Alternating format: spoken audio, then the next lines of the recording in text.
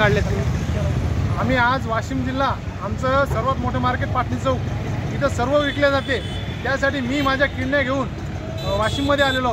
माझ्या किडण्याची किंमत स्वतःची 60,000 रुपये, माझ्या पत्नीची किंमत 40,000 रुपये किडनीची, आणि माझ्या मुलाची किंमत 20,000 रुपये किडनीची, आणि माझ्या लहान्या मुलाची किंमत 10,000 रुपये ठेवलेली आहे।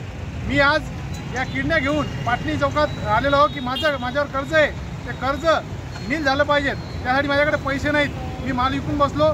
सरकारने कर्ज माफ करू असं सांगितलं होतं, पण आता येळेवर सरकारनं शेवटच्या दोन्ही मार्चच्या 31 तारखेला अजित पवारांनी सांगितले की तुम्ही तुमचं कर्ज भरा।